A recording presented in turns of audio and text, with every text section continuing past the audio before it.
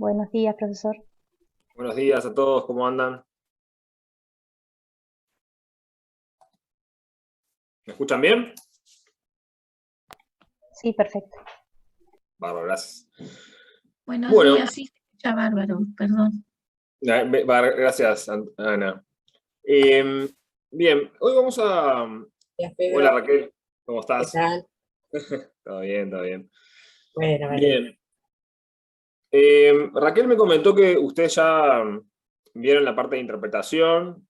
Me gustaba que quizás antes de empezar estos temas del día de hoy, repasar un poquito el tema de reservas, ¿ok? Me pareció quizás más importante que volver con el tema de interpretación, ya que lo vimos un poquito rápido al final de la clase y bueno, es un tema importante y está bueno hacer un pequeño repaso, ¿no?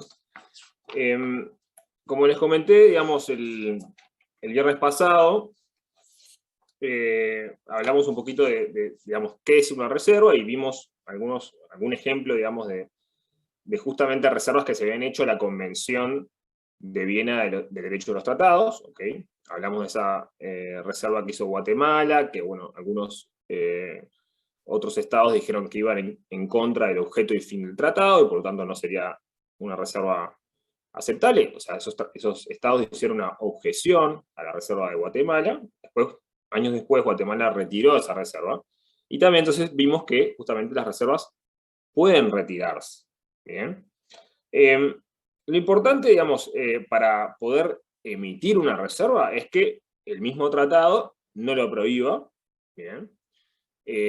O que si no está prohibida, pero hay ciertas reservas permitidas, entonces que esté dentro del elenco de las permitidas. ¿Ok? Y a su vez, la tercera posibilidad para poder emitir una reserva es que no vaya contra el objeto y fin del tratado. Todo eso está en el artículo 19 de la Convención. ¿Bien? Por otro lado, tenemos que ver la relación entre la aceptación o la objeción de una reserva. ¿Bien? Las reservas pueden ser aceptadas por otros estados de forma expresa, ¿okay? Si aceptan esa reserva, perfecto. O pueden hacerlo de forma tácita. Si no dicen nada, no objetan la reserva en el plazo de 12 meses. Entonces, ahora viene lo interesante de conocer, digamos, qué puede hacer el Estado, digamos, que no quiere aceptar esa reserva, que va a objetar la reserva.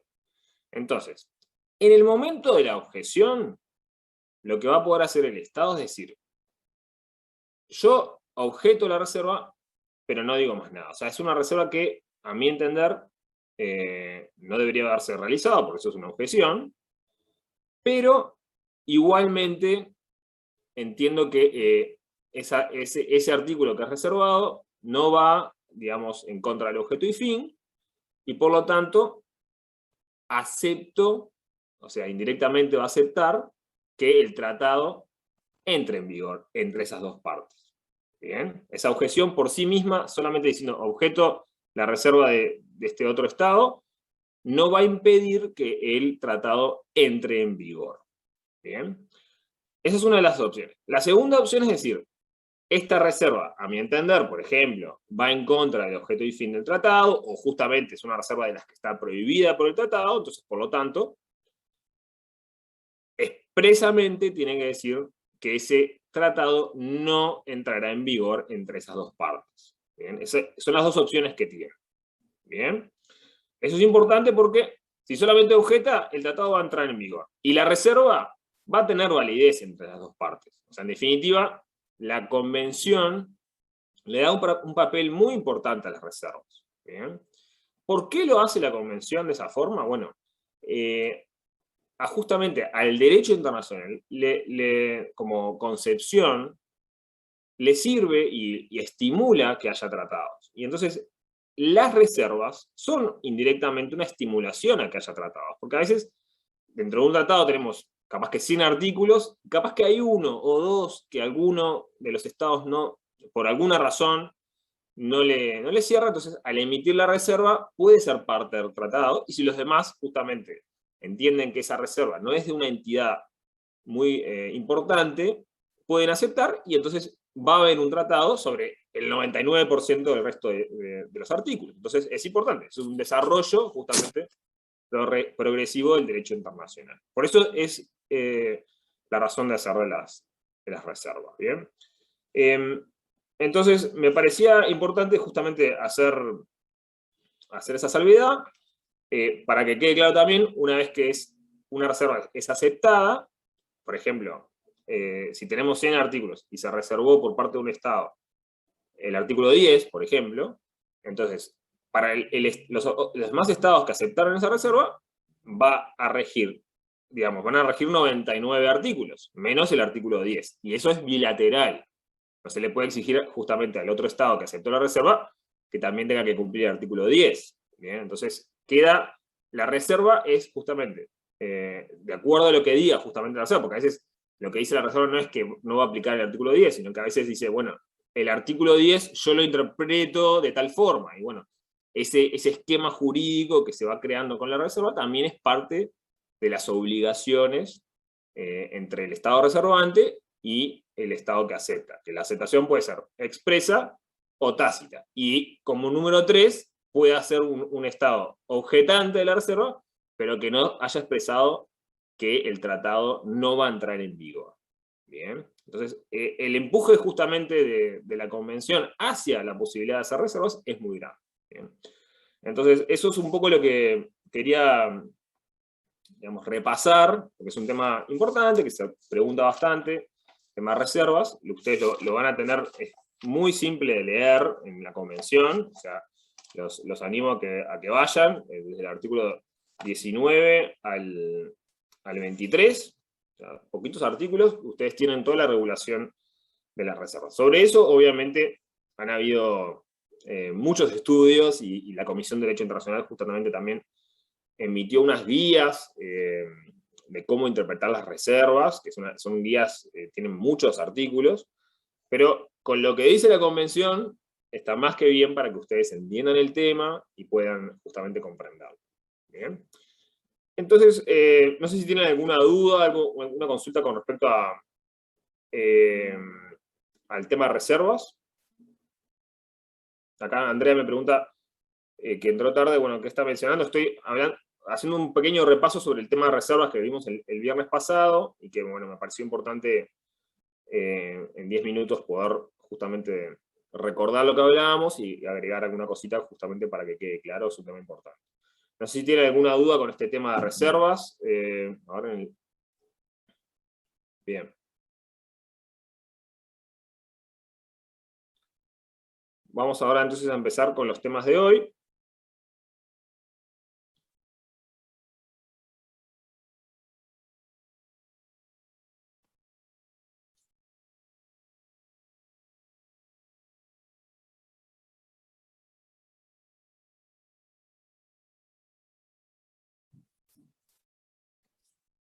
Ahí se está abriendo la presentación. A ver si...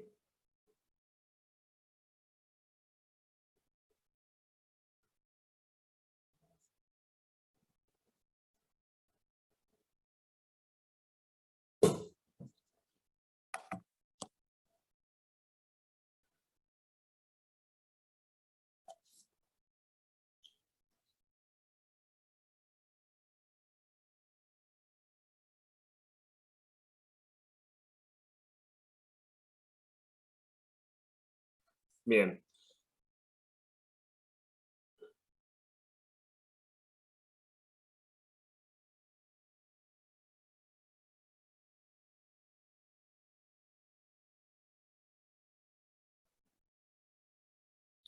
Perfecto. Bueno, los temas de hoy van a ser la relación entre los tratados y terceros estados. Terceros estados llamados como estados que no son parte justamente de un tratado. ¿Bien? ¿Cómo son las relaciones entre los estados parte y terceros estados?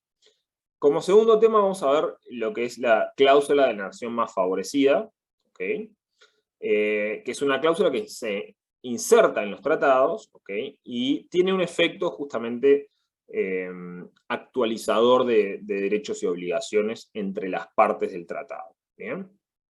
Son dos temas que, digamos, tienen una cierta relación, porque implican justamente una relación entre los estados parte y terceros estados, ¿ok? Vamos a ver obviamente las diferencias que hay entre ambos temas.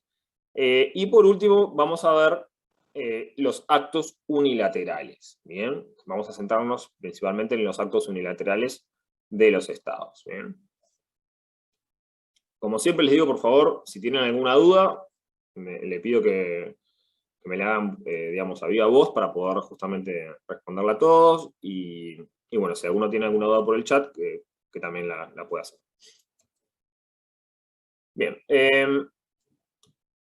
Para comenzar, digamos, esta primera etapa sobre los tratados y los terceros estados, bueno, como una pequeña introducción es esto que les digo, la relación que va a haber entre los estados que son parte de un tratado, ¿ok? Y un tercer estado que no es parte de ese tratado, ¿bien?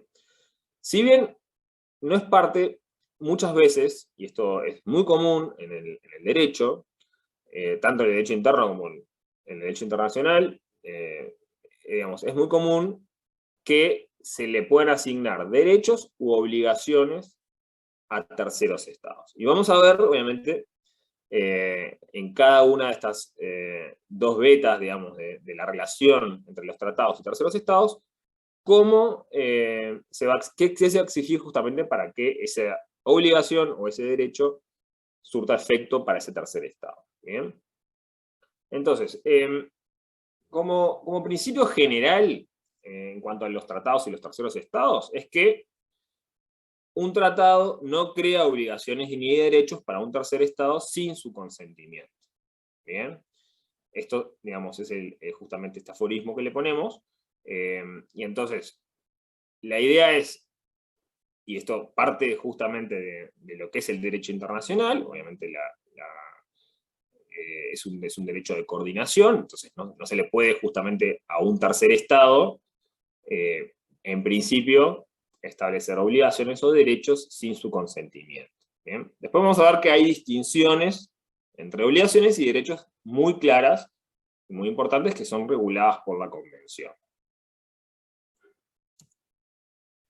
El artículo 35 de la Convención establece que una disposición de un tratado dará origen a una obligación para un tercer estado si las partes en el tratado tienen la intención de que tal disposición sea el medio de crear la obligación, y si el tercer estado acepta expresamente por escrito esa obligación. O sea, con respecto a las obligaciones, es bastante claro que ese tercer estado, que no es parte del tratado, si el tratado establece alguna obligación, digamos, la Convención de Viena no dice que eso esté prohibido, pero expresamente ese tercer estado tiene que aceptar esa obligación por escrito. ¿Bien? Hablamos siempre, retomando de que la Convención de Viena de Derechos Tratados establece que se regulan los tratados por escrito. Bien, esto, como ya hablábamos, no quiere decir que los tratados sí o sí tengan que ser por escrito, pero para poder ser regulados por la Convención de Viena de Derechos Tratados, tienen que ser por escrito. Entonces, es lógico que si se le pide que el tratado sea escrito, también esa obligación que se le va a crear a un tercer estado, para que nazca realmente esa obligación, tiene que ser aceptada por ese tercer estado y tiene que ser aceptada por escrito. ¿Bien? Entonces, no es que tengamos que ese tercero va a ser parte del tratado, no. Va a haber lo que se llama una obligación colateral, ¿okay? Entre, por un lado, los estados parte del tratado, y por otro lado, el tercer estado que se llama. ¿Bien? Entonces, con respecto a la creación de derechos en favor de terceros estados, bueno, la idea, digamos, es que justamente había una especie de dos escuelas. Una es la del acuerdo colateral, o sea que sería similar al tema de las obligaciones, ¿bien? Y después la segunda es que la creación de derechos para terceros estados, digamos, no habría una norma que impida la creación de derechos, y entonces ese tercero tendría derecho a invocar directamente y por su cuenta la disposición que le confiere un derecho. Bien, ahora vamos a ver qué estableció la Convención al respecto. El artículo 36 lo regula y dice: una disposición de un tratado dará origen a un derecho para un tercer estado si con ella las partes en el tratado tienen la intención de conferir ese derecho al tercer estado o a un grupo de estados al cual pertenezca, o bien a todos los estados, lo pueden hacer una cuestión erga omnes, y si el tercer estado asiente a ello. Esta es, digamos, un poquito la solución que dio la Convención a esa, digamos, dos teorías que había. Una es que tendría que haber un acuerdo colateral, entonces, por lo tanto, el que recibe un derecho, ese estado tendría que justamente consentirlo y, por ejemplo, hacer una firma por escrito. Eso se dejó de lado y se dijo, bueno, el Estado tiene que asentir, pero, ahí sigue el artículo, su asentimiento se presumirá mientras no haya indicación en contrario, salvo que el tratado disponga otra cosa. Volvemos siempre al tema de el ius dispositivo, la autonomía, digamos, la voluntad de los estados, ¿no? Entonces, se creó una presunción de asentimiento, que mientras no se diga nada, se entiende que ese tercer estado acepta tener justamente ese derecho. Acá me dice, un participante solicita que se habilite la transcripción en directo para la reunión. ¿Alguien lo solicitó?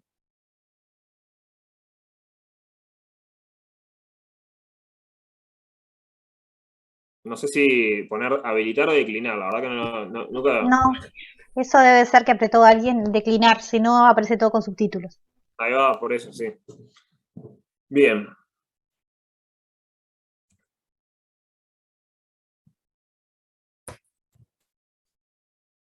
Bien.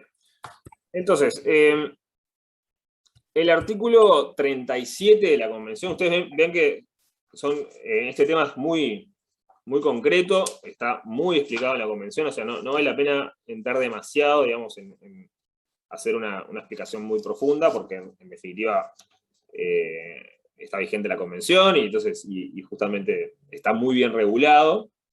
Entonces, el artículo 37 establece cómo se puede revocar o modificar las obligaciones justamente creadas para terceros estados, ¿no? Entonces, el artículo 37 establece que la revocación o modificación de obligaciones o de derechos de terceros estados. El párrafo 1 habla del tema de las obligaciones. El párrafo 2 de los derechos. Párrafo 1 dice, cuando de conformidad con el artículo 35 se haya originado una obligación para un tercer estado, tal obligación no podrá ser revocada ni modificada, sino con el consentimiento de las partes en el tratado y del tercer estado, a menos que conste que habían convenido otra cosa al respecto. O sea, nuevamente se le va a solicitar a las partes del tratado y al tercer estado justamente su consentimiento y tenemos que utilizar el mismo sistema, o sea, por escrito, para modificar o revocar esa obligación. Bien. Después, en el caso de los derechos, cuando de conformidad con el artículo 36 se haya originado un derecho para un tercer estado, tal derecho no podrá ser revocado ni modificado por las partes si consta que se tuvo la intención de que el derecho no fuera revocable ni modificable sin el consentimiento del tercer estado. Esto es un poquito más importante, el párrafo 2. ¿Por qué? Porque, bueno, obviamente en derecho, digamos, no existen los derechos que sean totalmente inmutables, que no puedan ser revocables. Eso la verdad que es una discusión bastante profunda, pero lo que les puedo decir es que, obviamente, si la intención de las partes es establecer derechos para terceros, y vamos a ver un ejemplo, que en definitiva son derechos que van a tener una cierta lógica de preservación, no se los puede de forma arbitraria revocar. ¿Bien? Por ejemplo, si se estableció que un tratado, en un tratado, por ejemplo, que un río va a ser navegable para terceras banderas, no los ribereños, y se va a establecer, por ejemplo, se dice, esto va a ser así se establece la libertad de navegación para terceras banderas. Revocar esa libertad de navegación sería realmente ir en contra de derechos adquiridos por terceros estados, ¿no? Entonces, no sería en principio aceptable hacerlo de forma justamente arbitraria. ¿Bien? Entonces, eso hay que tenerlo claro, que justamente en el caso de los derechos, una vez que conseguimos un derecho, tenemos que tener muy, muy claro de que hacer una revocación del derecho, si bien acá dice que es posible y tendría que tener el consentimiento de ese tercer estado, justamente inclusive no lo podríamos hacer si fuera una cuestión arbitraria. ¿Bien? Entonces, eso es por un lado. Bueno, no sé si tienen alguna duda con este tema, cómo se regula, digamos, la relación entre un tratado vigente entre dos partes y los terceros estados que no son parte de ese tratado, pero que justamente pueden verse beneficiados por un derecho que emane de ese tratado o que se les establezca una obligación a ese tercer estado. Si tienen alguna duda, por favor, lo pueden comentar, preguntar. Bien.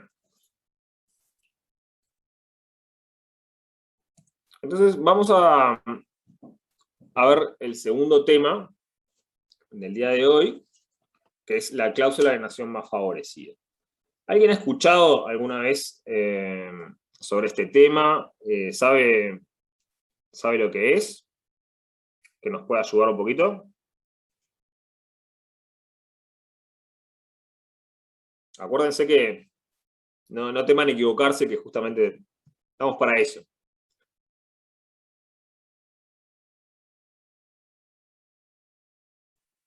Es un tema muy importante, digamos, sobre todo en la práctica del derecho internacional. Digamos, me atrevería a decir que, por ejemplo, todos los tratados comerciales incluyen esta cláusula, tratados de protección de inversiones, incluyen esta cláusula. Entonces, si nadie lo tiene acá, Diego, sí. No sé si es esto, pero supongo que debe ser una cláusula que se establece tipo en el tratado que van a firmar tipo los estados, donde esa cláusula, por ejemplo, beneficie a ambas partes, por eso sería más favorecida, supongo. No sé si es eso, pero... Gracias, Diego. Va un poco por ahí. Vamos a ver, alguien más levantó la mano, ¿sí? A ver. Sofía, sí. Puede ser que la nación más favorecida o la que tenga, no sé, más beneficios o una mejor cláusula, como que eso se extienda a las demás automáticamente. Correcto, correcto. Va por ahí justamente la idea. ¿Alguien más que quiera participar? Bien. Un poco, digamos, justamente va por ese lado el establecimiento de cláusulas de la nación más favorecida. Vamos a dar primero una definición que la da Jiménez de la derecha. Habla de que la cláusula de nación más favorecida, o sea, como vemos, el título es una cláusula, es una parte de un tratado, que es estipulación contenida en un tratado por la cual las partes contratantes se confieren mutuamente la participación en las ventajas más considerables que ellas han acordado o puedan llegar a acordar en el futuro a un tercer estado, sin que sea necesaria una nueva convención entre ellas. Esa es una primera definición de Jiménez Derecha. Vamos a dar otra, que es quizás un poquito más clara, de Díaz de Velasco. ¿Bien? Establece que la cláusula de nación más favorecida es una institución mediante la cual el Estado que la otorga se obliga a extender al Estado beneficiario de la misma todas las ventajas que concedió o concederá en el futuro a un tercer Estado, llamado el Estado más favorecido, en los mismos términos que a este último y sin que sea preciso ningún acuerdo entre ellos. Ahora, con esta definición dada, lo voy a pasar a explicar para que ustedes lo comprendan lo máximo posible. Bien.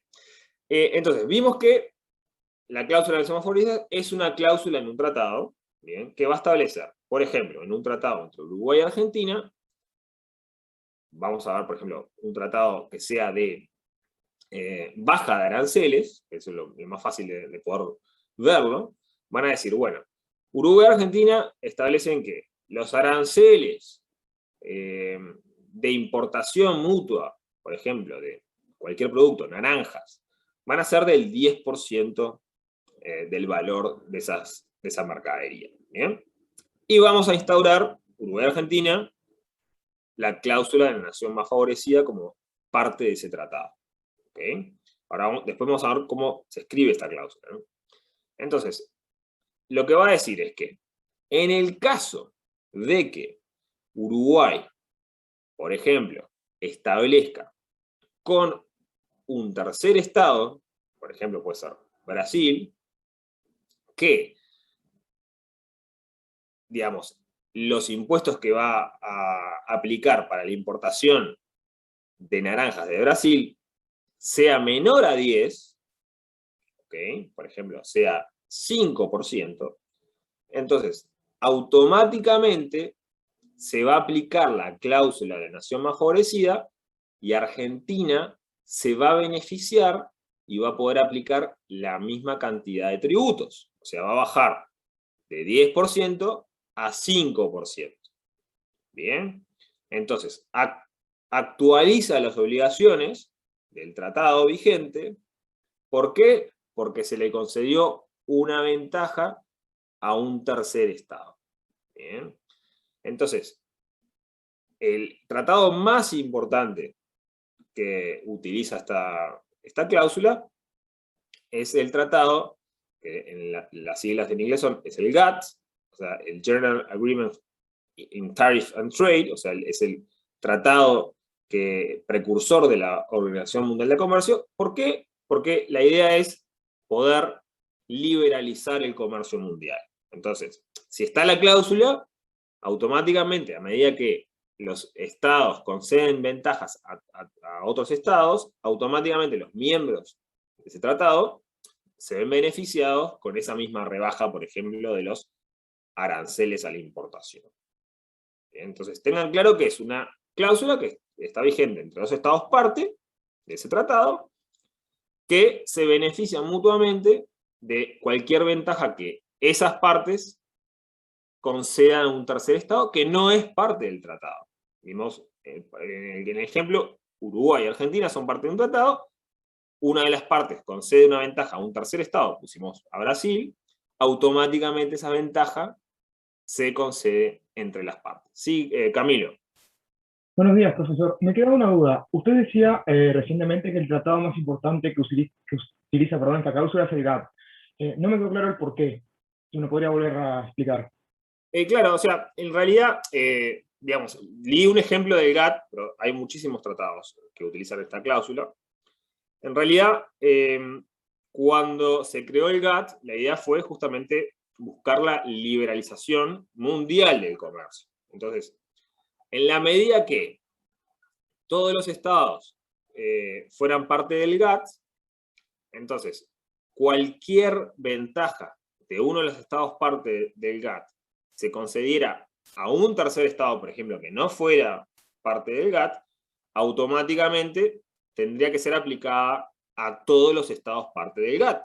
Y entonces, eso indirectamente lo que generaría es más liberación del comercio.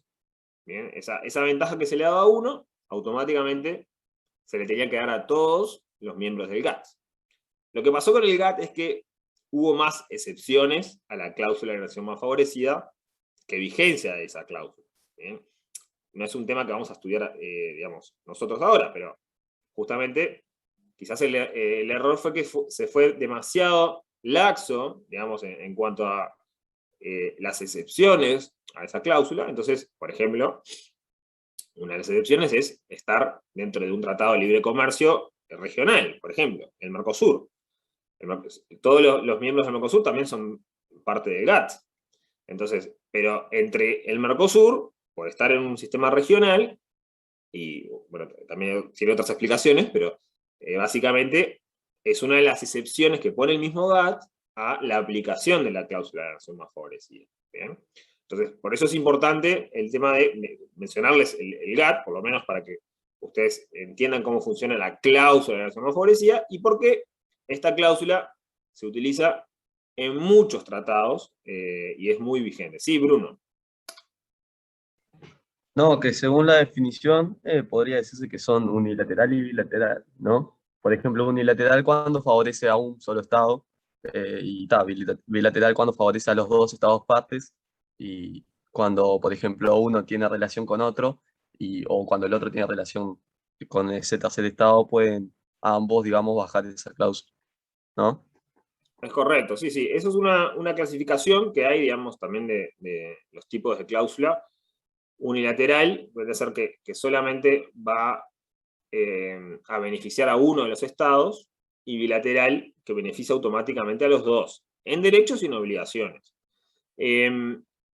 Generalmente lo que se entiende es que si no se dice específicamente que la cláusula es unilateral, sería bilateral.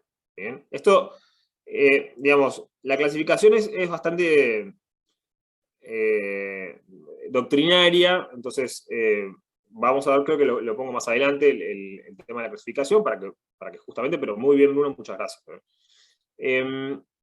Acá les pongo un ejemplo, un poco lo que hablamos. Un tratado comercial entre Alfa y Omega estipula la cláusula de nación más favorecida. El tratado prevé que los aranceles máximos a la importación de productos será del 10% entre Alfa y Omega. Posteriormente, Alfa acuerda con un tercer estado, Beta, un arancel máximo del 5%. Automáticamente, en aplicación de la cláusula de nación más favorecida, Alfa debe concederle a Omega la reducción de aranceles del 10 al 5%. Bien. Entonces, esto sería una cuestión unilateral, porque solamente Alfa se la concede a Omega. Estrictamente debería ser Omega también concederle a Alfa la rebaja del 10 al 5%. Bien. Esto obviamente si no se pacta la unilateralidad, ¿no? Entonces, como objetivos fundamentales, tenemos que se busca la eliminación de la discriminación, ¿ok?, en derecho internacional, y la adaptación de los tratados a nuevas circunstancias. Bien, eso está muy bueno porque justamente el tratado, digamos, puede seguir adaptado al momento, digamos, distinto, a situaciones distintas, en las cuales, por ejemplo, se busque una liberalización más del comercio, o darles el mismo trato igualitario a los estados parte de un tratado y terceros estados, por ejemplo, con relación a protección de inversiones, que esto está muy, digamos, muy en boga últimamente. Entonces, a nivel mundial hay casi 3.000 tratados de protección bilaterales de protección de inversiones. Uruguay tiene más de 30 firmados. Entonces, sí, María Belén. Buen día, profesor. Quería consultarle eso de lo unilateral y bilateral. Entonces, por ejemplo, dos estados que son partes, claramente antes de que apliquen la cláusula de la nación más favorecida en ese tratado, que ellos son partes, tienen que escribir que la van a utilizar, o por más que no la escriban, la pueden utilizar igual. No, la cláusula tiene que ser parte del tratado. Claro, lo tienen que... Exactamente. Tiene que ser justamente una cláusula, como todo el tratado, por escrito, que iba a decir artículo X, cláusula de nación más favorecida. Ustedes lo van a ver así. Y va a estar reglamentada esa cláusula. Bien, ¿cómo se va a aplicar? Bien, sí, tengo dos manos acá. A ver. Claro, y después la otra era la unilateralidad y bilateralidad. Bien, sí. La unilateralidad vendría a ser, si se establece de esa forma, que, por ejemplo, la ventaja que dé uno de los estados parte a un tercer estado va a beneficiar al otro estado parte, bien, pero de forma unilateral. Ese otro estado parte no va a tener la obligación, por ejemplo, de bajar también los aranceles con relación a ese producto. Bien. Entonces, Claro, no va a Claro. tener, por ejemplo, en el caso que pusimos, Uruguay y Argentina establecieron la cláusula de relación más favorecida y entre ellos rigen 10% de aranceles. Uruguay le concede voluntariamente o a través de otro acuerdo, lo que sea, a Brasil un arancel del 5%. Entonces, si la cláusula es unilateral, va a beneficiar esa rebaja de 5% a Argentina. Pero Uruguay no podría exigirle a Argentina que bajara también el arancel a 5%, porque es unilateral, si estuviera pactada así. Si es bilateral, Uruguay y Argentina, los dos tendrían que bajar el arancel al 5%. ¿Bien? Claro. Esa es la... Pero claro, como que Uruguay no le va a poder exigir a Argentina cuando hace aplicación de la cláusula de la nación más favorecida que ella le aplique que Argentina le aplique el 5% también, sino que Uruguay le va a aplicar el 5%, pero en Argentina, si es unilateral, va a quedar el 10%, porque se dijo. Exactamente. Ya está. Gracias. Eso mismo.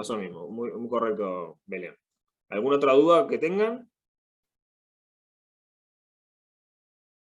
Alfredo, sí. Sí, yo tengo una duda. Se tiene que tratar del mismo producto, ¿no? Porque o rige en general para todos los impuestos sobre todos los productos.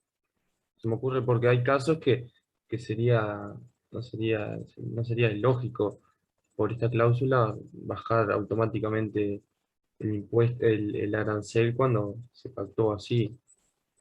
Por ejemplo, no sé, o tú ponías el ejemplo de las manzanas. eh, supongamos que Uruguay tiene un tratado con impuestos con maquinarias agrícolas, o no sé. Ahí el impuesto está regulado porque hace a la función del tratado. Correcto, Alfredo. Gracias por la participación. El ejemplo que yo les pongo, obviamente, es un ejemplo muy básico para que ustedes entiendan cómo entra, digamos, a regir la cláusula, ¿bien? Pero hay que tomarlo como algo, justamente, una idea. Después, cómo vamos a aplicar la cláusula, les aseguro que es bastante más complejo y obviamente se generan este tipo de problemas que tú comentas, Alfredo. Digo. ¿Aplica para todo? ¿Aplicaría solamente para algunas cosas? Bueno, en principio, como es una cláusula digamos, de cosas que van a pasar en el futuro, mi interpretación es, hay que ser restrictivo en la interpretación, o sea, ver, efectivamente, en el caso, por ejemplo, que pusimos, aplicaría específicamente para los productos que, por ejemplo, solamente las naranjas, no aplicaría para otras cosas, porque aparte hay infinidad de cosas, y en general los tratados comerciales se acuerdan por productos o familias de productos, familias arancelarias de productos. Bueno, entonces, en ese caso, hay que ser más bien restrictivo en la interpretación de cómo se aplicaría la cláusula de relación más favorecida, pero es justamente uno de los problemas que podría haber en esta cláusula, ¿no? O sea, de interpretación práctica de cómo se hace. Sí, Joana. Disculpe, pero quería ver si podía repetir un poco el ejemplo de Argentina-Brasil con la cláusula unilateral, porque usted dijo en su momento, en el caso que dio ejemplo, de que Uruguay obtenía un mejor beneficio con respecto a la importación de naranjas con Brasil, que lo bajaba un 5% y que eso beneficiaba a Argentina por esto de la cláusula, ¿no? Pero en el caso de la unilateralidad, usted lo que recién acaba de decir es que beneficia a Argentina, pero como que no a Uruguay. ¿En qué sentido no a Uruguay? Disculpame, Pedro, ¿me permitís que le responda yo? Dale, Raquel, sí. Bien. Esta cláusula de nación más favorecida es también, recordemos, todo el sistema de derecho internacional público, ¿verdad? Y los estados quieren que se aplique para todos los productos, incluso para, o sea, pasando el objeto del propio tratado. Si los estados parte quieren que eso se transfiera a otro tipo de productos, no hay ningún problema en que se haga, ¿sí? Como bien decía Pedro, esto se aplica, esta cláusula de la nación más favorecida se aplica 99% de las veces a tratados de carácter comercial, económico, financiero. No significa que solamente a ellos. Puede ser, por ejemplo, un tratado sobre nacionalidad, en donde está previsto determinadas condiciones para la nacionalidad de los habitantes de un estado, celebran 2 estados un tratado, ¿sí?, en donde se establece que se obtendrá la nacionalidad más fácilmente que a los nacionales de otro estado, ¿sí? Entonces, e incluyen la cláusula de la nación más favorecida. Es una de las cláusulas del tratado, en donde se establece que si de acá en adelante, o sea, están previendo obligaciones futuras, si de acá en adelante el Estado A, ¿sí?, Pedro y yo celebramos un tratado en donde decimos que vamos a dar beneficios para la nacionalidad, conceder la nacionalidad a los habitantes de nuestros estados. Pero más adelante, ponemos la cláusula de la nación más favorecida, más adelante, si Pedro o yo celebramos un tratado con un tercer estado, como bien explicó Pedro, es estado que no es parte del tratado, ¿sí?, con un tercer estado en donde damos más beneficios, más favores que en el tratado que celebramos entre los dos respecto a la adquisición de la nacionalidad, automáticamente va a pasar al otro el beneficio. Pero podemos establecer también que es unilateral. Solamente eso se aplica, ponemos en el tratado, a los nacionales de Pedro. Entonces, en ese caso es unilateral. Si yo celebro un tratado más beneficioso con otro estado, con un tercer estado, automáticamente va a pasar el beneficio a Pedro, pero a mí no, porque así lo establecimos en el tratado. ¿Ahí te quedó claro? ¿Más claro, Joana? Perfecto con el ejemplo, muchas gracias. Por otra parte, les quería mencionar, dentro de esto de los tratados comerciales, ¿sí?, que también, o sea, partiendo de del ejemplo que dio Pedro en cuanto a la extensión de esta cláusula del GATT, dentro de eso también entramos al ADI, por ejemplo, y dentro de ALADI también entramos al mecanismo del Mercosur. Incluso el tratado del Mercosur, el tratado creador del Mercosur, el tratado de Asunción, lo estoy dando como un ejemplo, contiene una cláusula de la nación más favorecida, ¿sí? En el artículo 8, inciso D, del Tratado de Asunción, creador del Mercosur, se establece esta cláusula que dice: extenderán automáticamente a los demás estados cualquier ventaja, favor, franquicia, inmunidad o privilegio que concedan a un producto originario. No dice a las naranjas o a las manzanas, dice a cualquier producto originario de o destinados a terceros estados no miembros de la Asociación Latinoamericana de Integración, ALADI. Entonces, le dan una situación de privilegio respecto a esta cláusula a los miembros de ALADI y lo diferencian de todos los demás miembros, todos los demás estados, a todos los productos, ¿sí?, no a uno en especial. Sí, no sé quién estaba primero, si Joana o María Belén, cualquiera de las dos. Me había olvidado de bajar la mano, disculpe. Ah, bien, María Belén entonces. Claro, profesora, una pregunta. Entonces tiene que ser un producto originario. Por ejemplo, en este caso sí. En este caso del Mercosur sí, solo se aplica a productos originarios. Tienen que ser cultivados o realizados en Brasil. En Brasil digo no, en Argentina. Por ejemplo, Argentina es miembro del Mercosur. Argentina tiene un tratado, por ejemplo, con Argentina, con Estados Unidos, que no es miembro del Mercosur, que le va a vender, no sé, manices, que Argentina cultiva y cosecha en Argentina. y dice que el arancel es, no sé, del 20%, y Uruguay también tiene un tratado, tiene un tratado con Argentina que dice que le va a vender manices, pero al 50%. Ahí Uruguay puede utilizar la cláusula de la nación más favorecida y utilizar el 20% de Si Argentina. está dentro del ámbito del Mercosur y es un producto originario, sí. Lo mismo que si fabrica. Es más, hubo un conflicto entre Uruguay y Argentina por el tema de las bicicletas de motociclo, porque no tenía la cantidad, el porcentaje de productos originarios, ¿sí? Tenía muchas Alegaba cosas. Argentina eso, que no era originario de Uruguay porque tenía muchos de los componentes de las bicicletas eran chinos. Entonces no se consideraba producto originario. Pero bueno, nos estamos un poquito yendo de tema, pero lo que quiero que quede claro, como explicó muy bien Pedro, es que puede ser unilateral, puede ser bilateral, puede ser multilateral.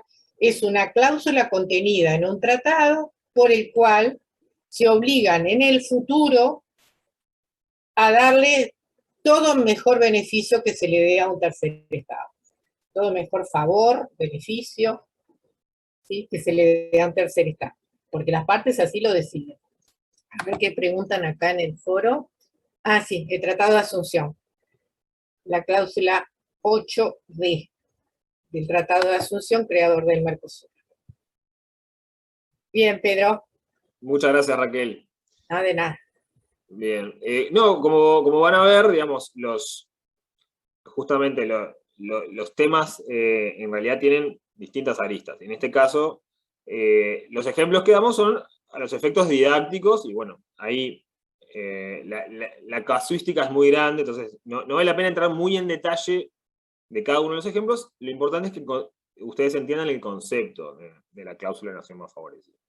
Entonces, como clasificación doctrinal, un poco vimos, obviamente, la clasificación unilateral o bilateral. Después tenemos una cláusula que puede ser incondicional, que dice: la extensión de las ventajas acordadas a los países favorecidos se asegura inmediata y gratuitamente al cocontratante, simultánea y automáticamente, sin necesidad de pedido ni compensación. Eso es una cláusula de la nación más favorecida incondicional, que generalmente es así.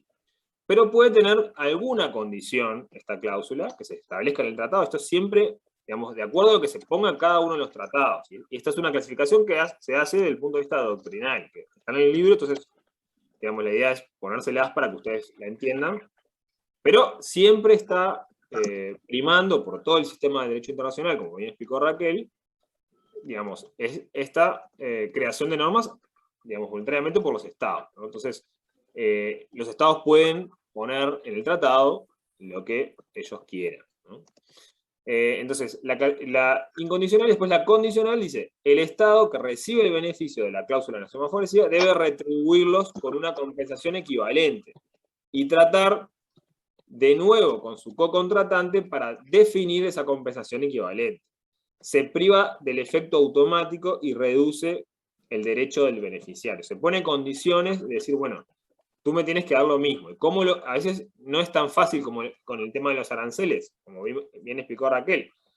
¿Qué es realmente un beneficio a un tercer estado? Para cada uno de los tratados, que pueden haber inmensidad de ejemplos, bueno, que se pueden aplicar justamente la cláusula de nación más favorecida. Bueno, a veces es necesario que los estados se sientan a negociar y decir, bueno, en realidad, ¿cómo vamos a hacer esa compensación equivalente? A veces no es tan simple como hacerlo automáticamente, entonces se pone, si se incorporara en ese tratado, una condición a la cláusula de nación más favorecida. Con eso es básicamente, digamos, no vale la pena entrar mucho más en esto porque lo podemos complicar más. La idea es, como siempre, tener el concepto claro de cláusula de nación más favorecida.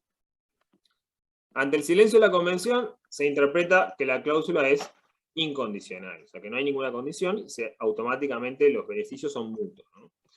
La ventaja automáticamente extendida perdura únicamente mientras siga en pie el beneficio acordado al tercer estado que le sirve de sustento, ¿okay? Si después ese beneficio que se había dado al tercer estado, por alguna razón, se termina, entonces automáticamente se vuelve atrás con el tratado original, digamos, ¿no? En el caso de Uruguay y Argentina, si Uruguay deja de darle esa ventaja a Brasil bajando los aranceles al 5%, entonces, que también habían bajado en el tratado entre Argentina y Uruguay, automáticamente se volverá atrás y entre Argentina y Uruguay volverían a tener entre sí el 10% de aranceles. ¿Bien?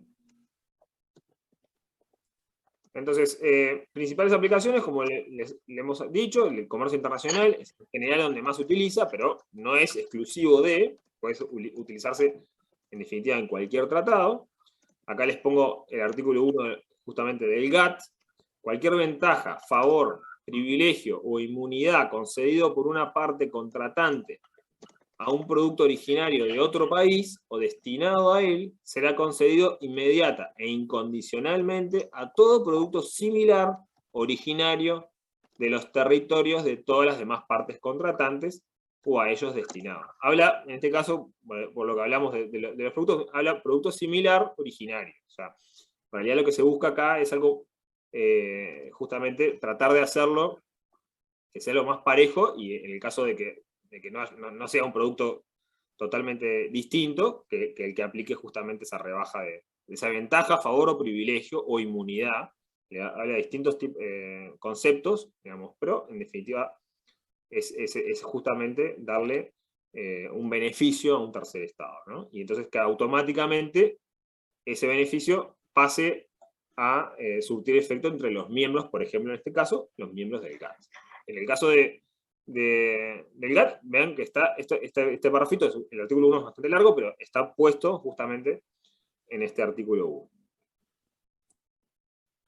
Después, en el caso de, como otros ejemplos, digamos, dentro de los tratados de protección de inversiones, uno de los que tenemos firmados es entre Uruguay y Estados Unidos.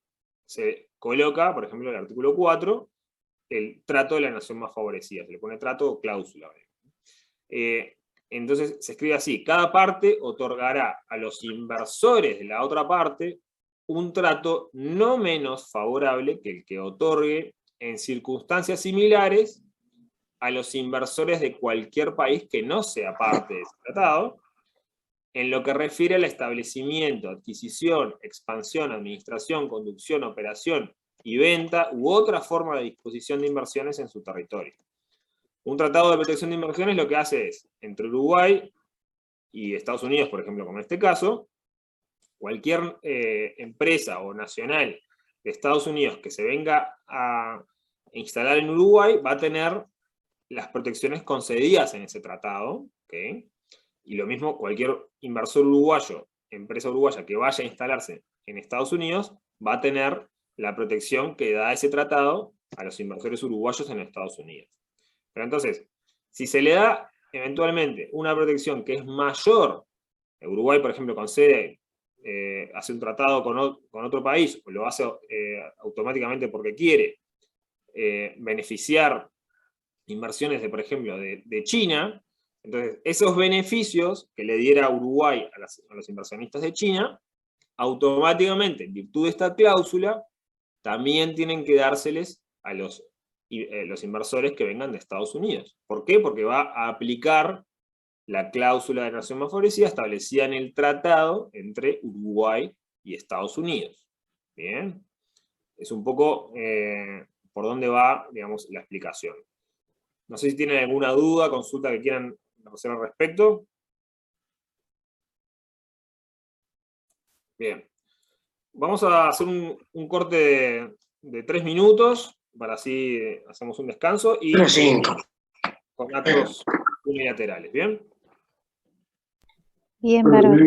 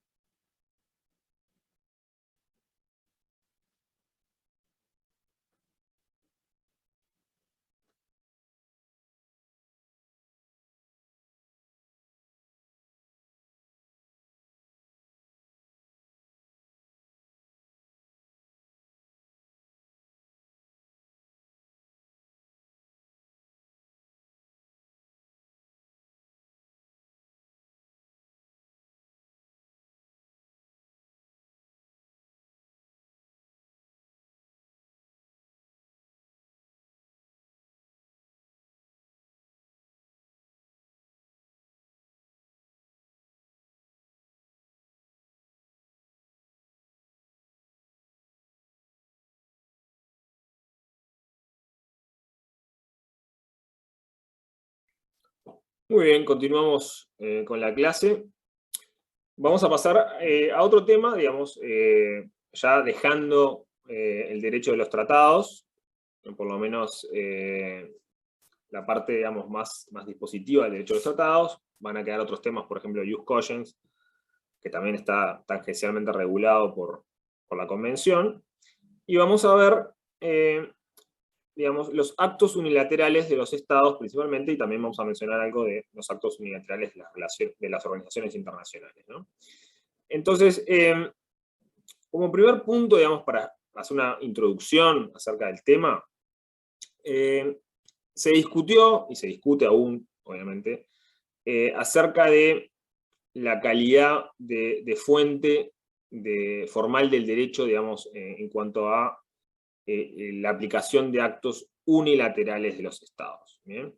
Vamos a ver, obviamente, la definición más adelante, pero como introducción me gustaría ver esa dicotomía de decir, bueno, podemos establecer que una manifestación de un Estado de forma unilateral cree o no derechos y obligaciones. Bueno, que justamente eso es de lo que versa el derecho. Bueno, eso es algo que está discutido, ¿no? Diría yo que a nivel internacional está bastante claro de que los actos unilaterales son una fuente del derecho internacional. ¿Bien? Entonces, si bien no están enumerados en el artículo 38 del Estatuto, ese artículo 38 no se considera que sea justamente un artículo taxativo, sino que da la posibilidad de que haya otras fuentes de derecho internacional. Bien. Entonces, una de ellas, justamente, y la principal quizás de las que no está enunciada, son los actos unilaterales. La Corte Internacional de Justicia ha aplicado justamente, en diversas situaciones, actos unilaterales emitidos por los estados como fuente de una obligación autoimpuesta para el Estado. Entonces, si uno se pregunta, bueno, en realidad, si el derecho internacional es un sistema de coordinación en el cual justamente los estados son los creadores de las normas, si lo pueden hacer de forma bilateral o multilateral en tratados, también lo podrían hacer de forma unilateral. O sea, el principio de que quien puede lo más, puede lo menos. Y puedo poner justamente de acuerdo con otro estado para hacer una convención, un tratado, mucho más puedo yo auto-obligarme a realizar ciertas cosas. ¿Por qué lo voy a hacer? Bueno, hay distintas razones, y las vamos a ver, pero principalmente, a veces llegar a una convención, llegar a un tratado, llegar a un acuerdo,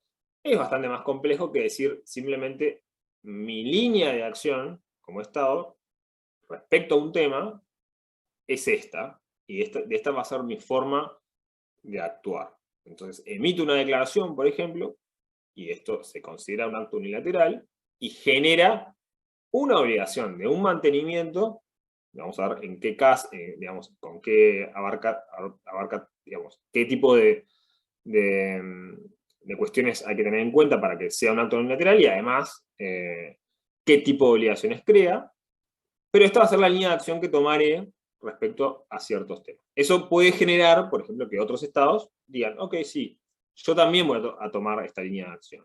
Entonces, no tenemos un tratado, cada uno se obliga unilateralmente, pero, en definitiva, lo que hacemos es regular otras cuestiones de derecho internacional. Y también justamente ayuda en este desarrollo progresivo del derecho internacional, que es lo que siempre buscamos, que haya, en definitiva, más reglamentación. Y cada vez se dejen cuestiones sin regular que sean menores y no las cuestiones más importantes, ¿no? Vamos a ver un ejemplo importante después al final de la clase de cómo justamente este tema de actos unilaterales, por ejemplo, con respecto a las armas nucleares, ha tenido un efecto importante.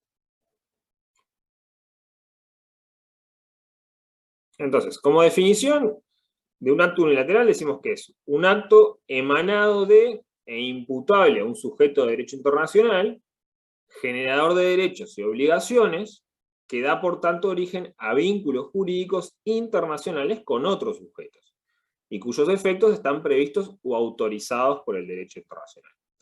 esta última parte es muy importante, que tiene que ser justamente dentro del marco del derecho internacional. O sea, tiene que ser algo que es lícito para el derecho internacional. Si no, no se consideraría un acto, sino que sería un hecho ilícito y podría eventualmente generar responsabilidad internacional si se emite, digamos, si se realiza un acto que en realidad no es un acto unilateral porque no sería autorizado por el derecho internacional o dentro del marco de las cuestiones que pueden hacer los estados en relación al derecho internacional, se consideraría que es un hecho ilícito y podría eventualmente generar responsabilidad.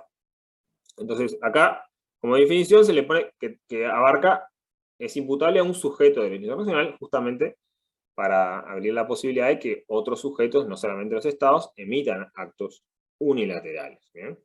Entonces, la Comisión de Derecho Internacional, que hablamos la semana pasada, digamos, ha hecho un estudio muy importante sobre los actos unilaterales hace ya 25 años, entonces, en el cual uno de los relatores lo que hizo fue estudiar, bueno, qué tipos de manifestación habían hecho los estados, y qué nivel de obligatoriedad, digamos, tuvieron esas manifestaciones a posteriori, y realizó una definición, ¿okay? Lo define como una manifestación de voluntad inequívoca que, formulada con la intención de producir efectos jurídicos en su relación con uno o varios estados o una o varias organizaciones internacionales, y es de conocimiento de ese estado o esa organización internacional. Lo que habla habla de manifestación de voluntad inequívoca, o sea, tiene que haber efectivamente algo que pueda inequívocamente declararse que es una manifestación de voluntad con la intención de producir efectos jurídicos. O sea, crear obligaciones, en general va a ser una obligación autoimpuesta, ¿bien?, del Estado que hace la declaración, y que la contrapartida es que va a generar derechos a otros estados o a otras organizaciones internacionales. ¿Bien? Entonces, es una expresión justamente de voluntad que crea derechos y obligaciones. Entonces, la utilidad digamos, de este tipo de actos es, como les explicaba, justamente casos en los cuales el emisor del acto unilateral no puede llegar a un acuerdo concreto con los destinatarios, por ser imposible una negociación, tema que sea muy complejo. Entonces, debe ser imputable claramente a un Estado o estados individual o colectivamente, emitido de manera explícita y formal a través de las autoridades competentes dentro de los límites de sus atribuciones. Vamos a ver quiénes son las autoridades competentes. Hay una pregunta en el chat, a ver. Solo un sujeto de DIP puede crear actos unilaterales que sean fuente de los estados. No entiendo la pregunta. Digamos, los actos unilaterales pueden ser creados por sujetos de derecho internacional, o sea, por ejemplo, pueden ser creados por los estados y las organizaciones internacionales, eso está muy claro, y entonces, y justamente, al emitir un acto unilateral, el Estado, vamos a hablar primero de los actos de los estados, para tenerlo un poco más claro, después hablamos de las organizaciones internacionales, que en realidad es un poquito diferente, digamos, cómo se aplican los actos unilaterales en las organizaciones internacionales. Pero con respecto a los estados, va a ser una declaración del Estado, y vamos a ver qué tipos de actos unilaterales son los comunes a nivel internacional, en la cual esa declaración va a justamente surtir efectos jurídicos, va a crear obligaciones para quien la emite, seguramente, y derechos justamente para otros sujetos de derecho internacional. Eso es básicamente la lógica, ¿bien?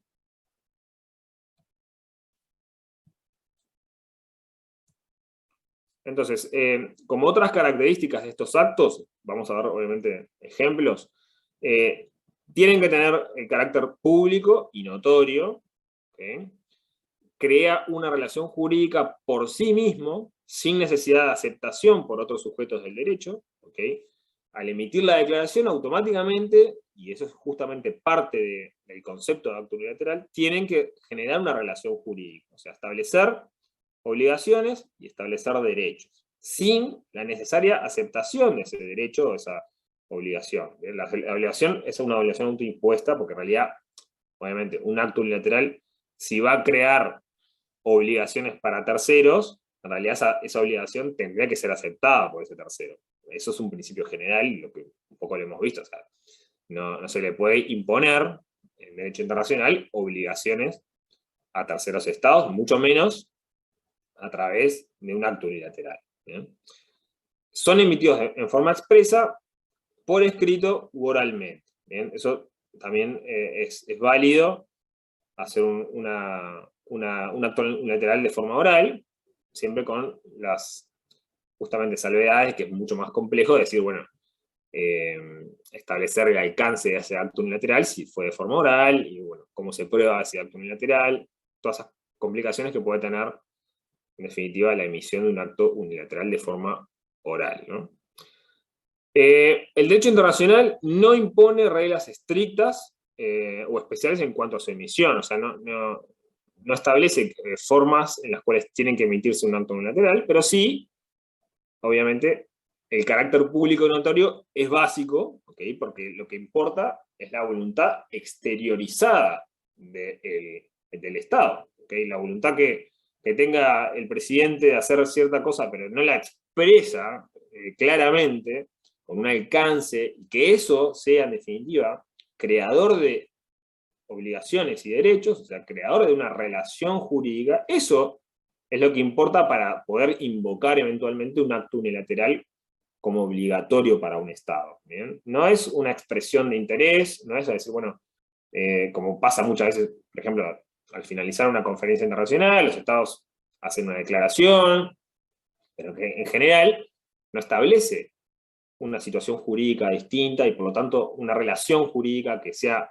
invocable por terceros. ¿Bien? Entonces, lo importante es la claridad con la cual se tiene que emitir ese acto unilateral. Entonces, eso necesariamente genera algún tipo de formalidad para que un acto unilateral sea realmente tal y sea invocado, y pueda ser invocado, por ejemplo, ante una corte internacional, ¿no? que es el caso justamente que hemos visto, que vamos a ver ahora más adelante, acerca de que han habido invocaciones, y la Corte Internacional de Justicia, por ejemplo, ha utilizado declaraciones de los Estados como actos unilaterales fuente de obligaciones internacionales. Entonces, cada vez que habla el presidente, tiene que tener cuidado de que lo que dice, si genera estas condiciones, genera justamente obligaciones para su Estado y derechos para otros, en general eso podría eventualmente ser utilizado en una corte internacional. ¿Bien? Entonces, la característica principal es esta unilateralidad en su elaboración. O sea, pasamos de que el Estado tiene la potestad de reglar, o sea, potestad justamente de crear normas jurídicas de forma unilateral. ¿Bien? Esa es la lógica de los actos unilaterales. Entonces, la clasificación, digamos, y tipos de actos unilaterales, bueno, dentro de los actos unilaterales autónomos que se definen como manifestaciones de voluntad independientes, emitidas por los Estados y cuya validez no depende ni se relaciona con ningún otro acto jurídico unilateral, bilateral o multilateral, ni con ninguna de las fuentes formales de derecho internacional. Eso es la definición que da, digamos, se da en el libro sobre actos unilaterales autónomos. Y ahí empezamos a dar la clasificación. Sí, Ana. Sí, iba a decir, lo activé, sí. Iba a decir eso mismo, que entre los actos unilaterales podemos hablar, por ejemplo, de la promesa de un Estado a hacer o no hacer alguna cosa. No se me ocurre, y era lo que iba a preguntar también, un ejemplo de esto. Correcto, correcto. Al final primero vamos a ver un poco la definición de cada uno de los tipos, y vamos a dar ejemplos para cada uno justamente al final, ejemplos reales para que ustedes los tengan más claros. ¿Bien? Entonces, como primera clasificación está esto, digamos, llamada la promesa, ¿no? Que vendría a ser una expresión de voluntad en la que un Estado se compromete unilateralmente a dar, hacer o no hacer algo, o seguir una cierta línea de conducta en determinada materia dirigida a uno o varios sujetos, ¿bien? Haciendo nacer nuevos derechos a favor de terceros. Es un Estado que va a prometer dar, hacer o no hacer algo, Bien. Entonces, esa promesa, ¿okay? No es una oferta, porque no es que necesita ser aceptada por otro Estado, sino que es una promesa que hace el Estado en que va a dar, hacer o no hacer algo. ¿Bien? Entonces, y justamente al ser unilateral, no está pidiendo nada a cambio, ¿bien? Porque justamente no hay una bilateralidad o multilateralidad. ¿Bien? Es una cuestión unilateral. ¿Ah? Vamos a ver un ejemplo sobre esto al final. Digo, la idea es poder un poco avanzar en lo teórico, después ir a lo práctico. ¿Bien? Después, uno de los actos unilaterales más comunes, digamos, a nivel internacional es el reconocimiento. ¿Bien? Entonces, el reconocimiento implica la aceptación por un Estado de la legitimidad de un nuevo estado de cosas ajeno a su participación. O sea, el Estado, digamos, reconoce que algo ocurrió a nivel internacional, ¿bien? Y entonces el Estado dice, hago una aceptación de ese nuevo estado de las cosas. Lo más común es cuando nace, por ejemplo, un nuevo Estado. Entonces hacemos un reconocimiento de ese Estado, digamos, y entonces eso obviamente que tiene efectos jurídicos. Por ejemplo, la obligación del Estado que reconoce a ese otro Estado de tratar a ese Estado de forma igual, porque por el principio de igualdad soberana de los Estados. Entonces, eso automáticamente, ese reconocimiento, genera derechos y obligaciones. En el chat tengo algo, manifestación implícita y explícita. En realidad tiene que ser una manifestación explícita. O sea, tiene que justamente, no puede ser de forma implícita porque tiene que ser explícita, tiene que ser justamente algo que se pueda, digamos, percibir claramente el alcance de esa obligación. Bien, nada.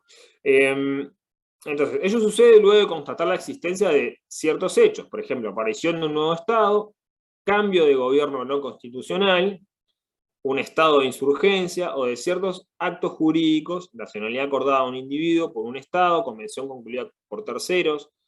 En este caso, lo que le pongo, digamos, justamente que el reconocimiento al final, está bien la definición que da yo de explícito es con respecto a los actos unilaterales. El tema del reconocimiento es que puede ser, capaz que implícito no es la mejor palabra, puede ser dado mediante otras situaciones, por ejemplo, el establecimiento de relaciones diplomáticas. No estamos reconociendo específicamente al Estado, pero al establecer relaciones diplomáticas, lo que hacemos es indirectamente reconocer también al Estado, por ejemplo, ¿no? O sea, va por ese lado la aclaración que se hace abajo, digamos, que el reconocimiento justamente tiene que ser un acto en el cual pueda ser constatable, pero puede ser un acto indirecto en el caso de, por ejemplo, la aceptación de reconocer a un Estado o un gobierno, por ejemplo, también en el caso,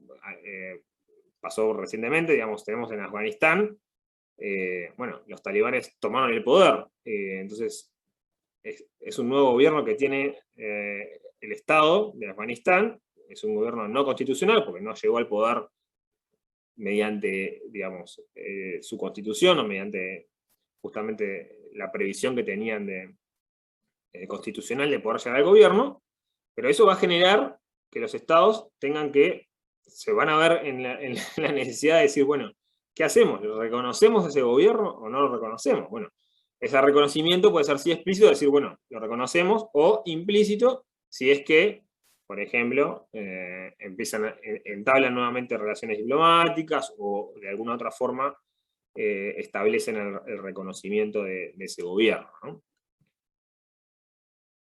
Y bueno, justamente hablan del retiro de varias embajadas, es cierto, quizás va por ese lado, también por un tema de justamente de seguridad también, en este caso todavía está todo muy, muy complejo, digamos, para poder ver qué va a ocurrir. También va por ese lado el retiro de las embajadas, ¿no? Preservación, digamos, del personal diplomático. Bien, entonces, la renuncia, bueno, es el acto por el cual un Estado abandona una pretensión, un derecho o un poder que cesa así de existir. La renuncia debe ser expresa, la limitación de la soberanía no se presume, eso es algo básico, o sea, tiene que ser, obviamente, como los actos unilaterales en general, la renuncia debe ser expresa. Y esto es decir, bueno, el Estado va a aclarar de que no va a tener una pretensión, o sea, va a renunciar a ella, va a renunciar a un derecho, o va a renunciar a un poder. Entonces, esa renuncia automáticamente cesa, digamos, que exista justamente esa pretensión, derecho o poder. ¿Bien? Con respecto a la protesta, vamos a ver también un caso de renuncia, vamos adelante. La protesta dice, bueno, declaración de voluntad por la que un Estado expresa oponerse, negar o no reconocer como legítima una pretensión, conducta o situación de otro sujeto y a sus consecuencias jurídicas. Puede formularse contra actuaciones contrarias al derecho internacional o para impedir la consolidación de una situación fáctica o jurídica. Es el acto contrario del reconocimiento, ya que el Estado se reserva sus propios derechos frente a las reivindicaciones de otros sujetos o frente a una norma o práctica en vías de formación. ¿Qué implica la protesta? Es decir, bueno, yo como Estado protesto esta situación de hecho o esta situación jurídica que quiere quedar otro Estado, automáticamente cada vez que, por ejemplo, surge, digamos, hablar sobre un tema, por ejemplo, a nivel internacional, en la Asamblea General de Naciones Unidas, el Estado que entienda que eso afecta a derechos, tiene que hacer una protesta. Es decir, bueno, no, yo protesto porque no quiero establecer que esta realidad fáctica o jurídica se mantenga, y entonces hago preservar, con esta protesta, hago preservar eventualmente mis derechos a reclamar justamente ese estado de las cosas. Algo, y no es por traer siempre a Guatemala al caso, pero es gracioso porque justamente en el caso de la justamente Convención de Viena de Derecho de los Tratados, Guatemala, además de la reserva que ya hablábamos respecto a ella, también emite siempre, y esto lo hace siempre, una declaración diciendo que parte de Belice es un país que está, digamos, en el oriente de Guatemala, parte de Belice le corresponde a Guatemala, porque bueno, ellos interpretan, inclusive ahora hay un juicio en la Corte Internacional de Justicia, que Inglaterra en su momento le sacó esa parte del territorio. Entonces, y en cualquier momento que pueden, hacen esa protesta, digamos, inclusive la hicieron al momento de firmar la Convención de Viena de Derecho de los Tratados, ¿no? Entonces, en cualquier momento, un Estado que no quiere que justamente haya una cuestión de derechos consumados, emite una protesta para preservar lo que ellos interpretan como sus derechos, ¿no? Me dicen, un caso de protesta fue el del ex Botnia, donde la protesta vino por parte de Argentina. Digamos, no recuerdo, digamos, a qué te puedo hacer referencia. Esto es una protesta, la protesta es un acto unilateral del Estado, o sea, tiene que venir por un representante del Estado, en el cual se emita justamente claramente una manifestación de que ciertos hechos o actos jurídicos, en general emanados por otro Estado, no van a ser oponibles a ese Estado, ¿okay? Porque emite la protesta. Por ejemplo, otra que pasa comúnmente, Argentina, en cada foro que puede, protesta por el tema de las Islas Malvinas, ¿no? Hace justamente, cuando, sobre todo si está el Reino Unido en ese mismo foro, hace una protesta de que no tiene justamente acceso a lo que considera ser parte de su soberanía territorial, las Islas Malvinas. Entonces hace una protesta. Entonces, ¿eso para qué lo hace? ¿Todos los años lo hace? ¿Para qué? Para que no se considere que está indirectamente renunciando a ese derecho. Si bien la renuncia tiene que ser expresa, al dejar pasar el tiempo también, al no protestar, eso podría eventualmente generarse algún tipo de situación jurídica nueva, distinta, ¿no? Entonces, Argentina no quiere que eso ocurra nunca, entonces todos los años, en cada foro que puede, protesta de que no tiene justamente acceso a a la soberanía íntegra del punto de vista territorial, porque no tiene acceso justamente a las Islas Malvinas, ¿no? Eso es la protesta, es justamente una declaración de voluntad por la que un Estado expresa oponerse, negar o no reconocer como legítima una pretensión, conducta o situación de otro sujeto, y sus consecuencias jurídicas.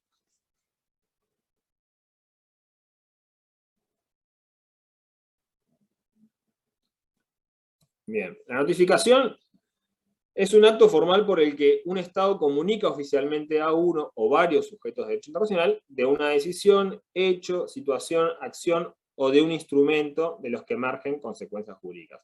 Es básicamente poner en conocimiento de otro Estado justamente una decisión, un hecho, una situación a otros sujetos de derecho internacional. Es eso, poner en conocimiento a otro sujeto de ciertos hechos o situaciones, ¿no? Esa es la notificación.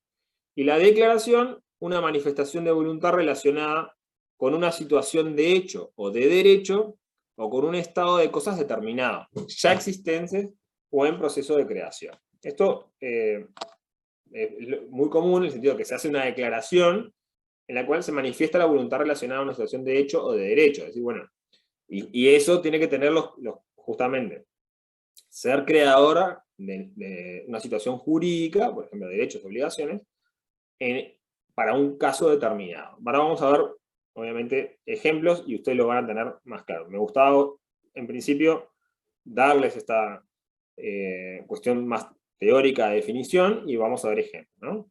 Entonces, es importante que los actos unilaterales se ajusten al derecho internacional, lo que hablamos, no pueden ir en contra de normas jus cogens, o sea, normas imperativas de derecho internacional general, tienen que emanar de órganos que tengan competencia para comprometer al Estado, ¿okay? No porque yo emita una declaración voy a comprometer al Estado uruguayo, sino que tienen que venir justamente, ser emitidos por los órganos que tengan la competencia de obligar al Estado, y entonces aplican sí las condiciones de validez y causales de nulidad, por ejemplo, que se haya emitido por error, dolo, corrupción, coerción del representante, coerción por amenaza o uso de la fuerza, o en violación a una resolución del Consejo de Seguridad. O sea, todo eso es parte, digamos, del derecho general y también aplicaría para la emisión y validez de los actos unilaterales. ¿Okay?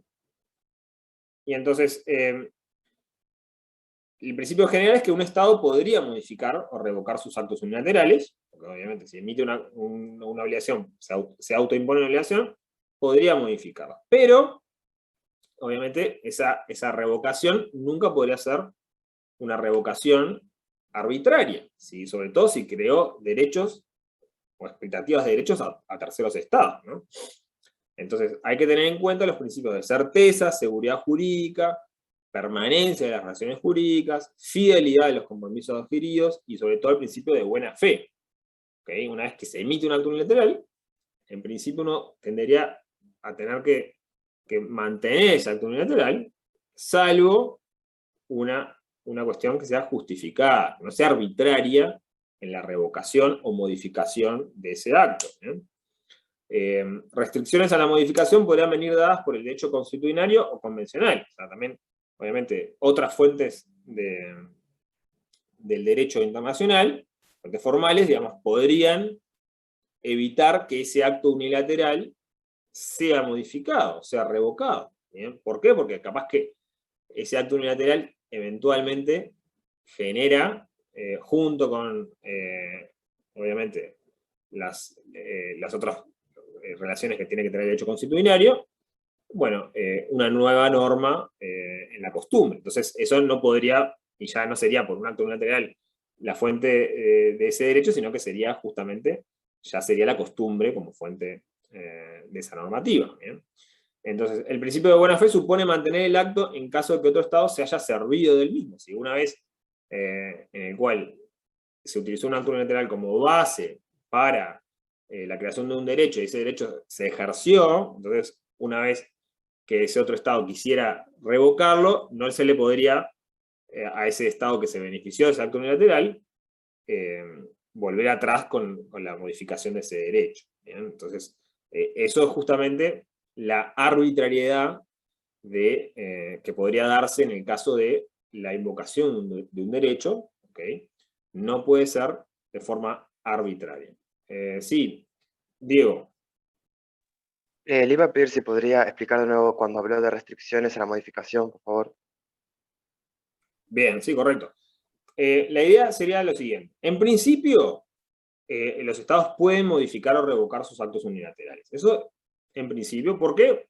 Por la misma lógica del derecho internacional. Ahora bien, si se establecen derechos, que justamente es una de las características de los actos unilaterales, y esos derechos, en definitiva, implican un accionar de otros estados a favor de ese derecho y en definitiva, valerse de ese derecho para crear quizás nuevas relaciones jurídicas. Entonces, sería arbitrario que el Estado que emitió el acto unilateral volviera atrás, ¿okay? ¿Por qué? Porque atentaría contra la seguridad jurídica, ¿okay? Y la permanencia de esas relaciones jurídicas, y a su vez, contra la buena fe.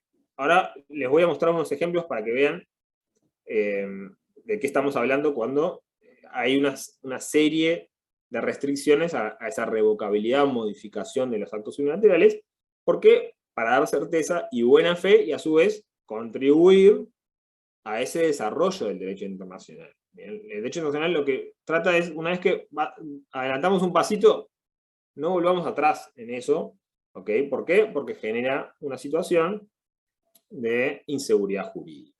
Eso es un poco la explicación. Digo, obviamente, como principio, uno tendrá que decir sí. Si el Estado puede emitir un acto unilateral, tendría el derecho de revocarlo o modificarlo. Pero esa revocación y modificación está regido por el derecho internacional y no puede ser de ninguna forma arbitraria.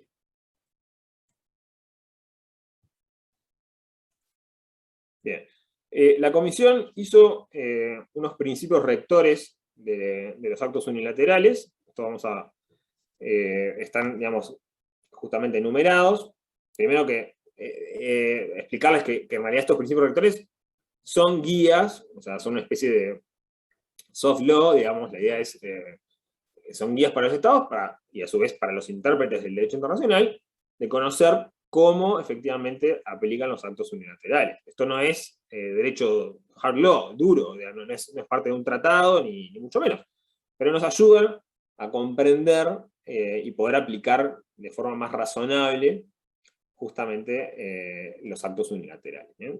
La Comisión dice que los actos deben ser declaraciones públicas, establece que todos los estados tienen capacidad para emitir actos unilaterales. La Comisión trabajó específicamente sobre los actos unilaterales de los estados, que no hizo un estudio sobre los actos unilaterales de las organizaciones internacionales, entonces por eso habla que restringe a los estados, pero también conocemos que las organizaciones internacionales tienen la capacidad también de emitir actos unilaterales. Y entonces, se debe tener en cuenta su contenido y las circunstancias para determinar los efectos. O sea, esa declaración que emite el Estado, bueno, ¿en qué circunstancias se dio? ¿Por qué la emitió? Entonces, hay que estudiar esas circunstancias y ver su contenido para establecer cuál va a ser su alcance, el alcance de esa obligación creada por el acto unilateral.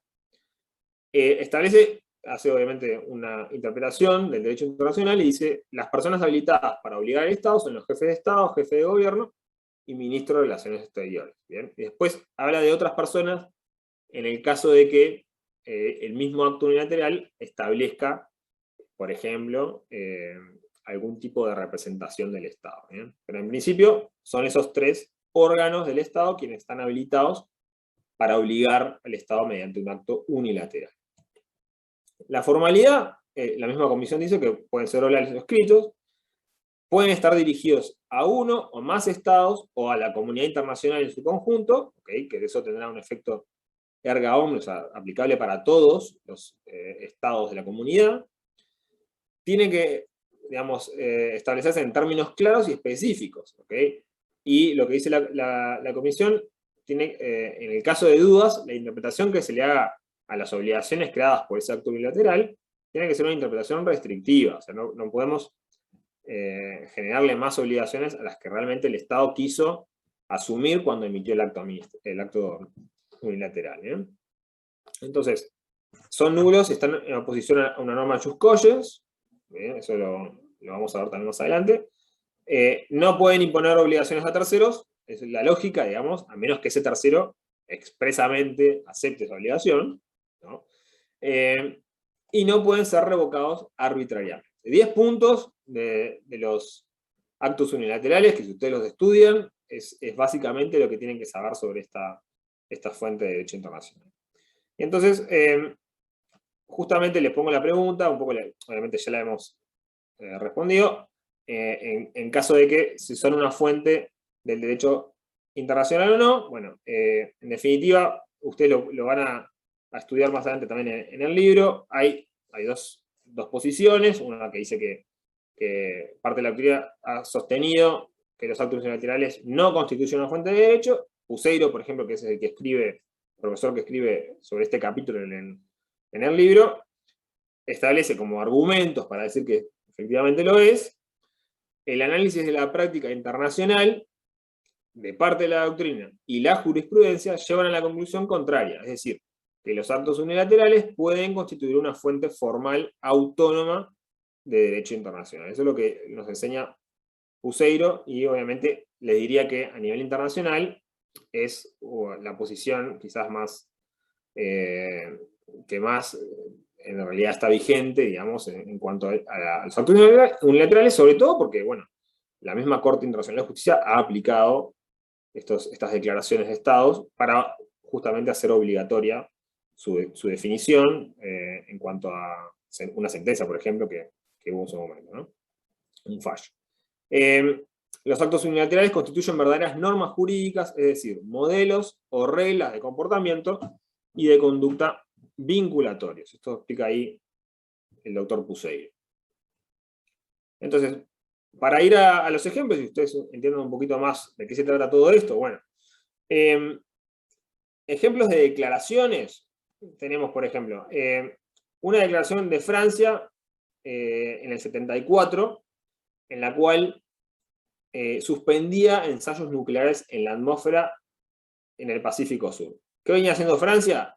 Bueno, estallando bombas nucleares, digamos, en el Pacífico Sur. Obviamente, los estados que estaban siendo cercanos a estos ensayos de armas nucleares, obviamente se quejaron, y sobre todo Australia, Nueva Zelanda, bueno, varias de las islas del Pacífico Sur, y Francia emitió una declaración diciendo que una vez que terminara con esa línea de ensayos nucleares, iba a terminar y no iba a hacer más ensayos en la atmósfera, sino que eventualmente los iba a hacer de forma subterránea, ¿no? Años después,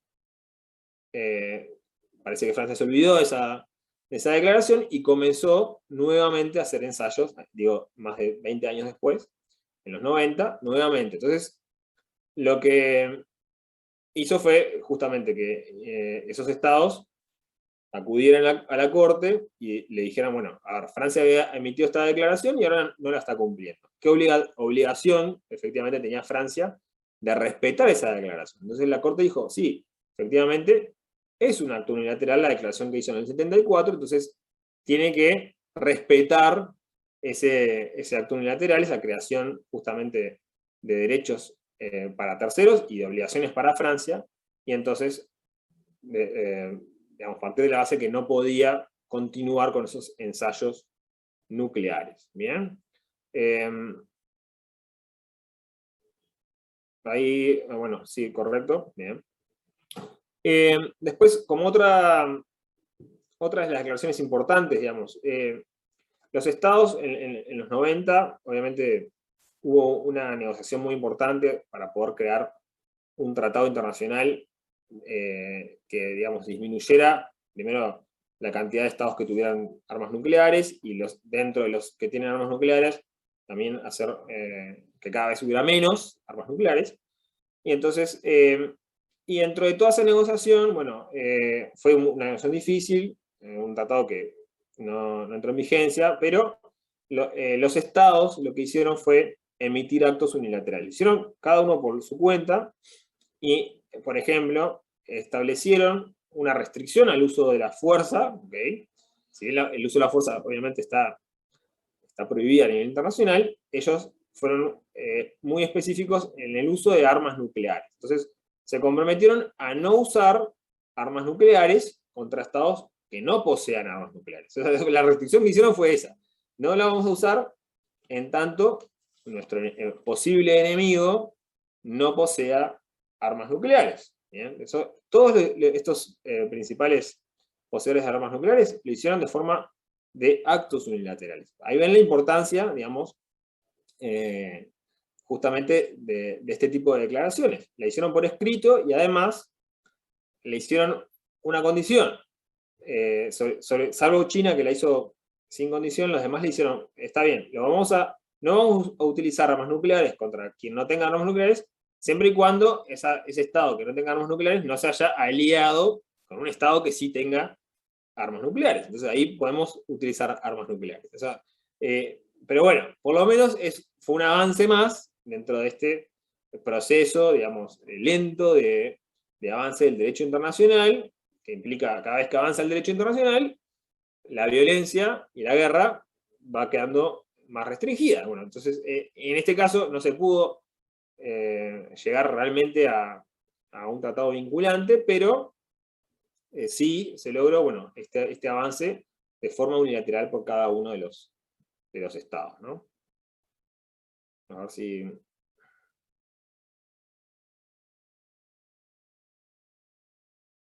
Yo les voy a subir digamos, la presentación al EVA, siempre va a estar, o sea que no se preocupen. ¿Okay?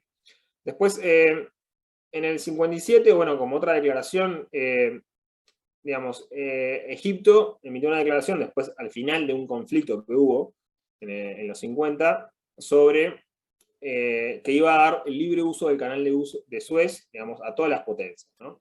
Entonces, la libertad de navegación del canal, digamos, para todas las potencias, obviamente condicionada a ciertas, por ejemplo, el pago de un canon y todo lo demás, ¿no? Pero sí que iba a liberar. Eso fue porque en Egipto entró un nuevo gobierno, el de Nasser, y generó, obviamente a nivel internacional, todo un conflicto, inclusive un conflicto armado, que participó Francia, Reino Unido y Israel contra Egipto. Bueno, terminó con esta declaración de Egipto diciendo que iba justamente a permitir que las potencias lo usaran. Lo usaron todas las potencias, menos Israel, que Israel hasta que no hubo un tratado de paz entre Egipto e Israel, muchos años después, no utilizó el canal. Pero entonces, esa declaración, sí, se interpreta como una declaración, un acto unilateral, que es obligatorio para Egipto, ¿no?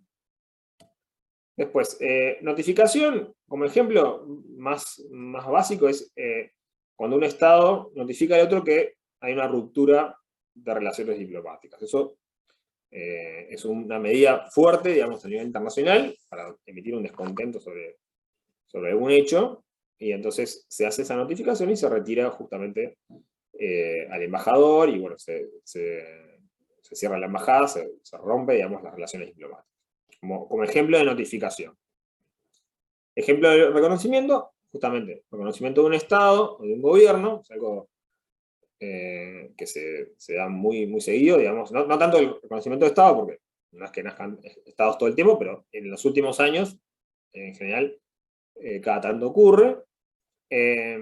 Y sí, lo que ocurre más es el reconocimiento de un nuevo gobierno. Tiene que darse, ¿no? Entiendo que después se da el reconocimiento de gobierno, tiene que darse ante un gobierno que accede al poder de una manera no establecida en la Constitución. Porque si hay elecciones y todo está bien, no se tiene que reconocer al nuevo gobierno, ¿no? Que surge, digamos, de las urnas y mediante, digamos, el mecanismo constitucional. Tiene que haber un rompimiento de ese orden constitucional. Por ejemplo, en este caso, como vemos en el caso de los talibanes en Afganistán, es claro que no respetaron el orden constitucional y tomaron el poder por la fuerza. Bueno, entonces eso va a generar que los gobiernos se vean en la disyuntiva de reconocer al gobierno o no. Bueno, es una cuestión de hecho bastante clara de que el poder lo tienen los talibanes ahora. Entonces, bueno, cómo se van a mover los estados va a ser interesante de dar, ¿no?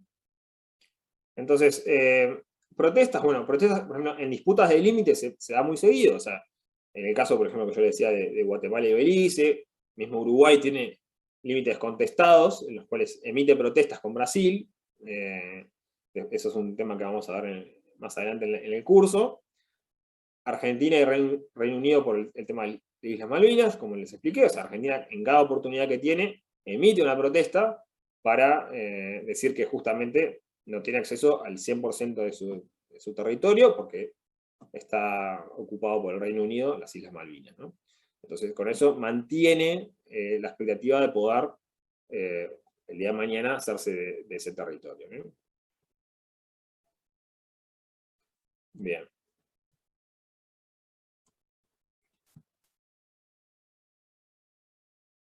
Después, como renuncia, les pongo un ejemplo, digamos, el ministro de Relaciones Exteriores de Colombia, ¿okay? En 1952, le envió una nota al embajador de Venezuela en Colombia, en el cual decía que el archipiélago de los Monjes, una serie de islas cerca de justamente del límite entre ambos, en realidad ese archipiélago le correspondía a Venezuela. O sea, emite un acto unilateral diciendo que renuncia a cualquier pretensión de justamente de Colombia sobre ese archipiélago. Y lo hace de forma muy, muy clara, ¿no? Entonces, eso se considera a nivel internacional un acto unilateral, ¿no? Eso generó no un conflicto internacional entre Colombia y Venezuela, porque se ha respetado, en principio se ha respetado esa... Pero sí generó un debate interno en Colombia acerca de las potestades que tenía el ministro de Relaciones Exteriores de emitir esa renuncia, ¿no? Entonces, la Constitución de Colombia decía que en un caso así tiene que ser, obviamente, aprobado por el Parlamento y emitido, digamos, en una especie, digamos, de una formalidad mucho mayor de esta nota que emitió el ministro. Entonces, generó inclusive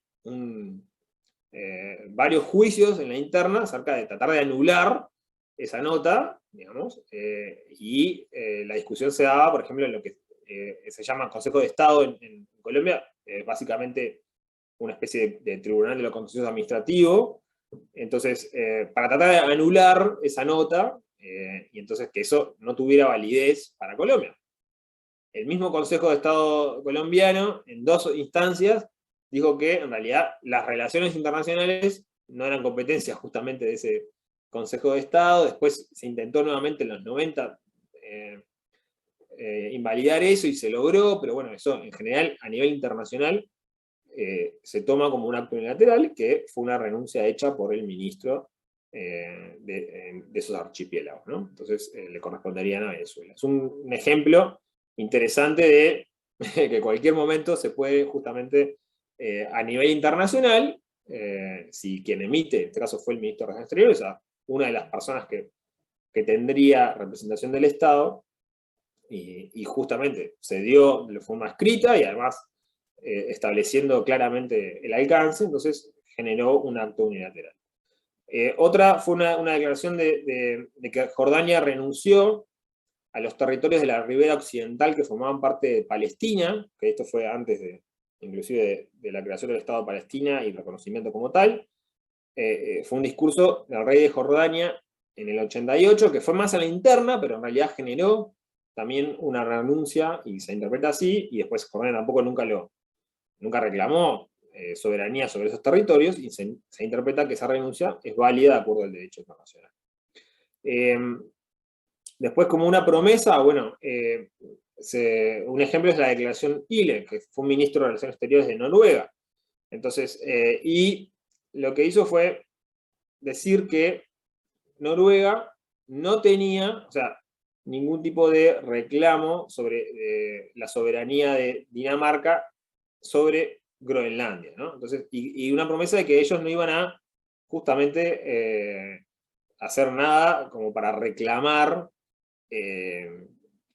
ningún tipo de derecho sobre Groenlandia, ¿bien? Entonces, esa declaración es una promesa de no justamente instaurar ningún tipo de proceso, y indirectamente esa promesa de no hacer algo también implicó una renuncia sobre, digamos, ese territorio eventual de derechos que podrían tener sobre ese territorio de Groenlandia. O sea, no todo tampoco es encajable en un ejemplo o en otro. O sea, esto tiene varias aristas, pero básicamente fue una promesa de no hacer algo que obviamente implicaba, en cierta forma, la supuesta promesa de Dinamarca de hacer otra cosa, que tampoco se dio de tan así, y obviamente al ser unilaterales, cada una de las promesas eran independientes y no eran una cuestión convencional, no fue una cuestión bilateral.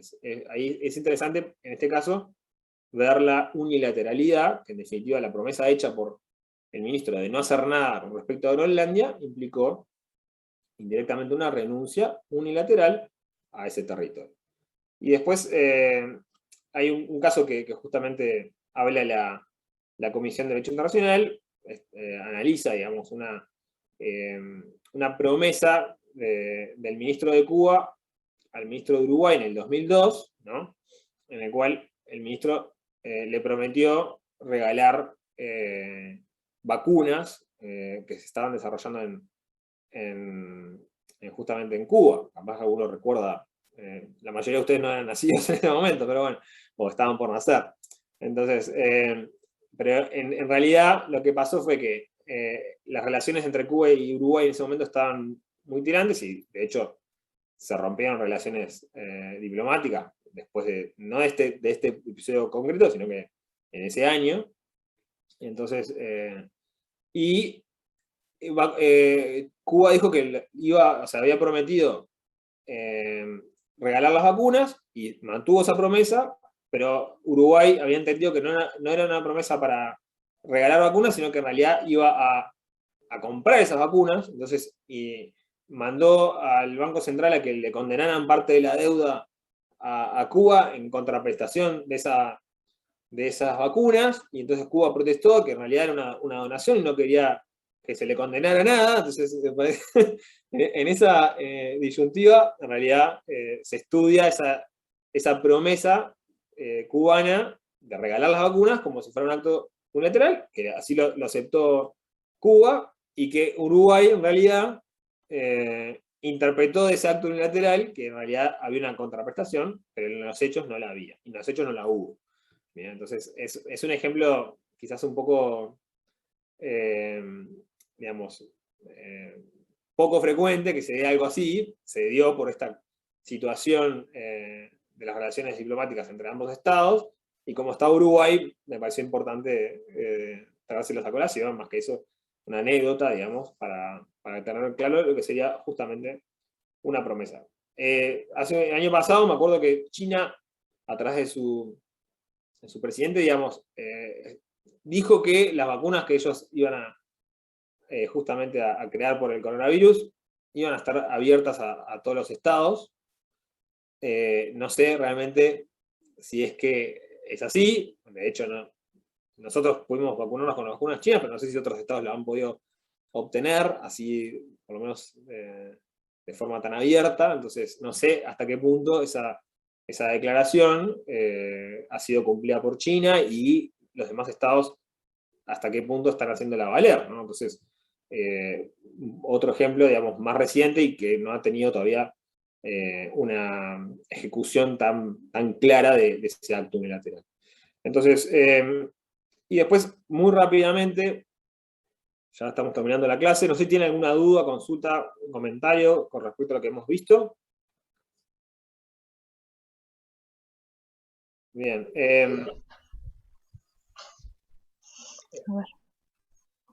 Vamos a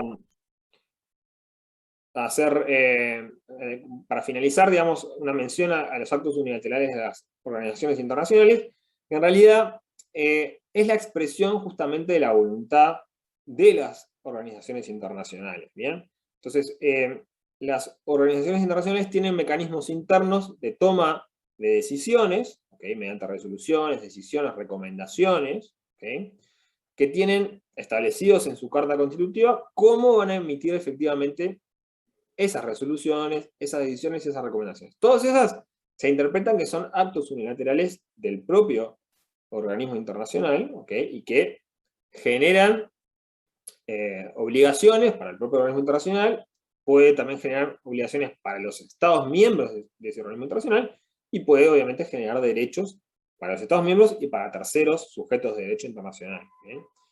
Estas resoluciones, decisiones, recomendaciones tienen que ser, obviamente, para poder cumplir los objetivos que tienen fijados en su Carta Constitutiva, ¿no? No pueden tener una competencia más allá de estos objetivos fijados en la Carta Constitutiva. Entonces, expresan la voluntad, ¿okay? Del órgano internacional, y sí o sí tienen que seguir los procedimientos de validez para la emisión de esas resoluciones, decisiones, recomendaciones. Por ejemplo, si la Carta dice, bueno, el Consejo de Seguridad de Naciones Unidas establece las decisiones de tal forma. Bueno, vamos a aprender más adelante cómo emite el Consejo de Seguridad, efectivamente, una decisión. Entonces, ¿qué tipo de votaciones tienen que llevarse adelante? ¿Son por mayoría? ¿Son por unanimidad? ¿Son por consenso? ¿Qué tipo de estados, por ejemplo, dentro del Consejo de Seguridad, volviendo al ejemplo, digamos, tienen que estar a favor de esa resolución, o podrían abstenerse, o podrían votar en contra? Entonces, todos esos procedimientos de cómo se toma efectivamente la decisión tiene que estar dentro de la Carta de cada uno de los organismos internacionales. ¿Bien? Hay que ir a ver qué dice para cada decisión, para cada resolución o para cada recomendación, qué dice la Carta Constitutiva de cómo tiene que llevarse adelante el proceso de emisión justamente de estas resoluciones, decisiones, recomendaciones. En cada caso dependerá de cada organismo internacional, pueden llegar a ser obligatorios para sus miembros o meras recomendaciones. Por ejemplo, si son recomendaciones, en general se entiende que no son obligatorias, pero establecen una serie de justamente cuestiones que instan a los estados de seguir una línea, digamos, sobre un tema, y entonces, en principio, se podría interpretar que son soft law, pero que a medida que los estados utilicen esas recomendaciones para la interpreten como obligatorias y hagan una práctica constante, se puede generar obviamente derecho constitucionario, y eso obviamente es hard law, en el sentido de que es obligatorio para los estados. ¿Bien? Entonces, es básicamente decir que en las organizaciones internacionales los actos unilaterales son la forma de expresión de la voluntad de ese sujeto internacional, y justamente pueden ser resoluciones, decisiones, recomendaciones. En el libro ustedes tienen una descripción de cada una de ellas. A mi entender, digamos, con ustedes sepan esto, que justamente la voluntad de las organizaciones internacionales se expresa en general por actos unilaterales, entonces ya bastaría, obviamente, para que en este examen así de la materia de grado que ustedes tienen, o sea que no vale la pena ahondar demasiado más en ello, ¿no? Entonces, no sé si tienen alguna duda, alguna consulta, algo que quieran plantear.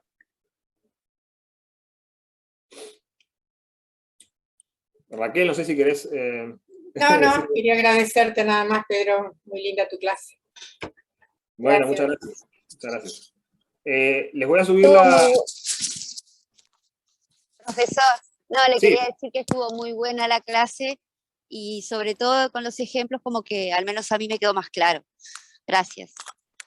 Exactamente, sí. Obviamente los ejemplos justamente los dejé para el final para dar un poquito lo teórico, y después que ustedes entendieran más la práctica, y no decirlo al principio, sobre todo para que no nos limitemos justamente a los ejemplos nada más, sino que son ejemplos y didácticos, digamos, para que ustedes lo tengan claro, pero siempre vale la pena, obviamente, y tienen que ir a leer este capítulo, porque no hay un tratado internacional que regule los actos unilaterales, entonces corresponde que vayan y estudien del texto, ¿no? Así que bueno, cualquier cosa, les voy a subir el PowerPoint y también la clase después grabada, ¿ok? Así que les deseo un buen fin de semana a todos. Gracias. Igualmente, Gracias, que pasen igualmente. bien. Chao, Raquel, chao, chao. Chao para todos.